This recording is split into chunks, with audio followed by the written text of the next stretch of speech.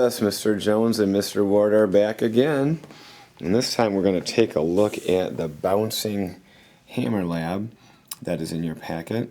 And this lab has to do with some different kind of black spheres. They're made differently somehow, and they've got letters on them. One says A and one says B, kinda. It's kind of hard to see. So let's see, A. What happens when you drop A? I just want to watch. Ooh, it bounces like you would expect it would. Let's try B. We'll do that again. I didn't know if I caught it. I'll try that. Let's see. Weird. It doesn't do hardly anything at all. So somehow these are different. One's, I don't know, bouncier. If you really wanted to be an official physics person, you'd say, well, it has a higher coefficient of restitution. Let's just say bouncier. And then what have we got here? A hammer, so to speak, that's made with the same kind of, so these A and B match up with that other A and B. What happens when you hit, what end is this? A. That's A, okay. And that makes sense because that was the bouncier sphere. Flip it over. Oh. So side B, again, yeah, let's go A again. Alright, and then B. Ugh, okay.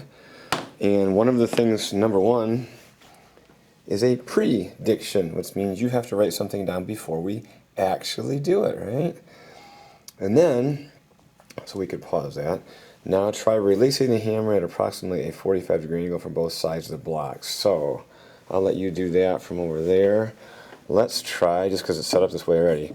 This is side A that's going to hit the block, so we'll see what happens. Oh, knocks it right over. Can you do that again just to make sure that wasn't a fluke? Knock the blocks right over. Wow, okay. Now we're simply going to flip it around. And I'm going to try the same thing. Is that, maybe not. Okay, this is side B. Here we go. Oh, well, that was weird. Try that again. That's not right. Maybe a third time. Just to make sure, did we get it? Is that right? Pull it back further. Let's see what happens. No, but it doesn't matter. Side B pretty much doesn't do anything. And the rest of the lab is just talking about that. We can replay it if you guys have questions. And then question 6 is going to say if you had two different spheres of materials A and B, like we already talked about, what would happen? So I feel like, once again, A and B.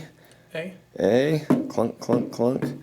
B, cool. All right, like we're done taping this lab.